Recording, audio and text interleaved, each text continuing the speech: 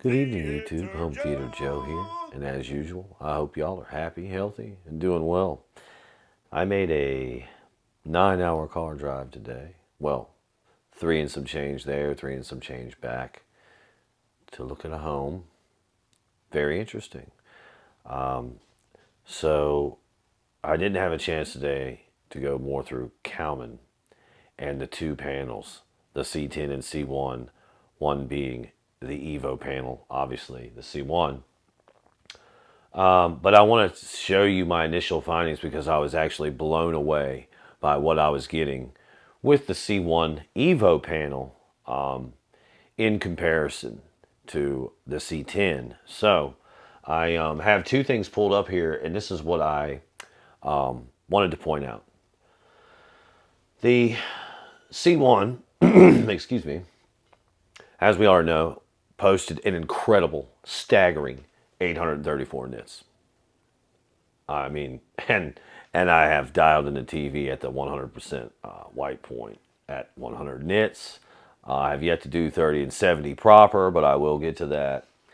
And I'm unsure if there have been some, additions or changes to the new version of Kalman because I'm not that familiar with it. And interestingly enough, our boy NAV, Ninjician AV, did like a hour and a half, or I don't know, maybe it was longer than that, 2 hour live stream for HDR Gaming with AutoCal. Very interesting. That guy just is awesome. If you get a chance, go check out that entire stream on YouTube. It's awesome, Ninjician AV. So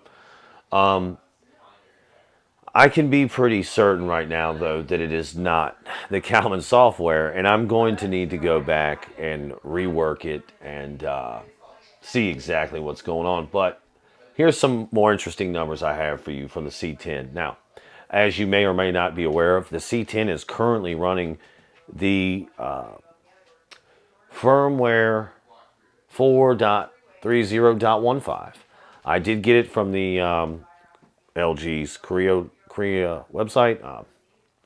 Interesting process. I have not had time to walk through that process and show you guys all about that. As I said, 9-hour drive today, and I haven't been able to dig back into these numbers, but believe you me, I'm going to do it. So the C10 is now running 4K Dolby Vision, that great update, and everything seems to be running very well, looking smooth.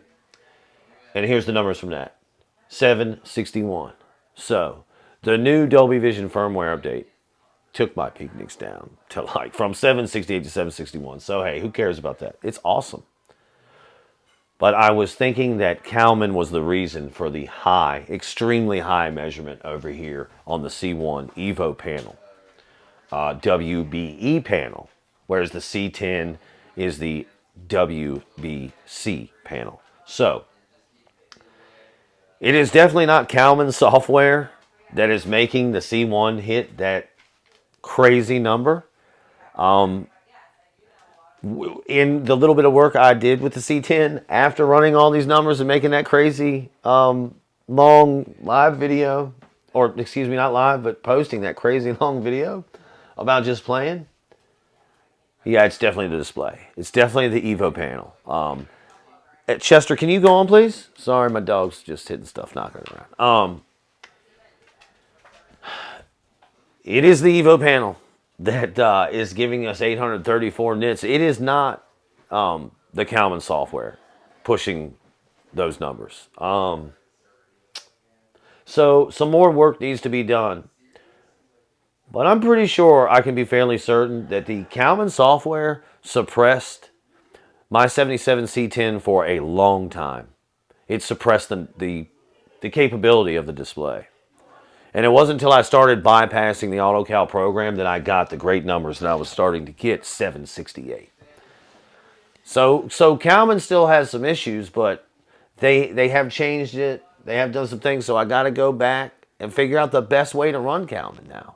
I mean, maybe now there's a good way to run the prep. See, I don't know. Never hit full DDC reset, right? That's the thing. So I don't know. All this is very interesting, man. I was just you know, I'm really itching to get back at some more testing, man, with both the C10 and the C1. I actually had a very good friend of the community ask me at one point, hey, HTJ, are you going to continue to do the updates about the C10 and stuff? And my honest answer is yes. However, I did put the C10 on my local Craigslist, and I started out at $2,800, 77-inch, because it's calibrated and just looks amazing. Nobody bit. It's still up there now, but honestly, I'm not selling the display. It looks too good, and it's down now to a number that I would never sell it for anyway. But I wanted to see where the market was for a 77 C10, and now I know it's probably not too great, or is great depending on you know how you go with that. But the short answer is I definitely plan on keeping the C10. I love that panel. It took me 8 or 9 months to get that thing looking flawlessly. And a big part of that was due to NAV, Ninjition AV. So, and other guys, Classy Tech, man.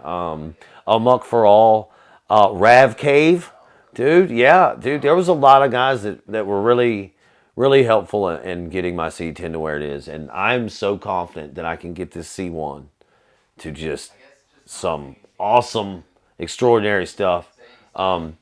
Let me say one more thing, and then I will wrap a medium-sized bow on this because we're just under 7 minutes. This panel only has just over 100 hours on it, right? And we're already seeing numbers at 834.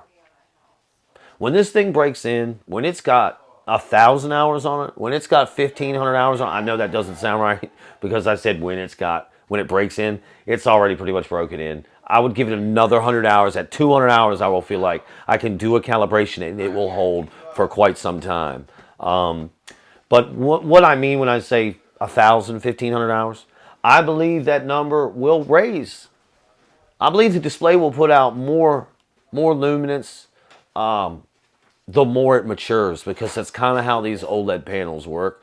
They are a work in progress. I think I did a video about it, man.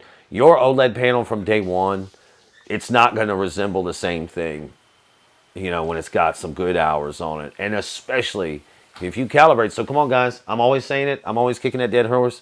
If we're spending our hard-earned time, money, our effort, our energy into home theater, which, by the way, I feel like I need to do a quick update on that and reveal some mistakes that I've obviously made in that theater. But listen, if we're going to put all this stuff into our home theater, into our audio, into our video, I think we should try to maximize it and get the best we can. So I don't know why we're not calibrating these displays, guys. If y'all aren't calibrating these displays when you purchase them, I don't care what you got. Samsung, Sony, LG, Panasonic, Vizio, TLC, TCL, excuse me, TLC. I don't care what you have. If you're spending $1,900, I'm gonna put a cap on $1,800. If that's what you're spending on your display, you need to be calibrating. So listen. I'm sorry, I'm going way off the rails here, man. 834 for the 65 LG C1, which, by the way, it's not on right now because I'm doing a pixel refresh. But yeah, I'm really excited for what's going to come with this panel. And again, we're going to be able to put this directly up against the C10. And by the way, guys, I still have not really reviewed the firmware update 4.30.15 that does have the 4K Dolby Vision, 120 gaming, all that great stuff, man. It's kind of a madhouse over here right now.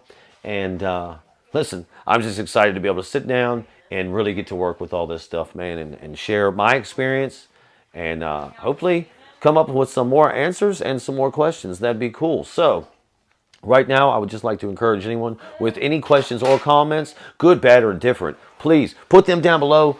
I mean, it just helps the community, man. It helps us all. We get smarter. We get more knowledge. We get better. It's awesome. Good deal. I can wrap now a kind of large size bow on this video. As always, thank you for listening. Be good. Be safe. Boom. Oh, man. The thingy didn't work. As always, thank you for listening. Be good. Be safe. Boom.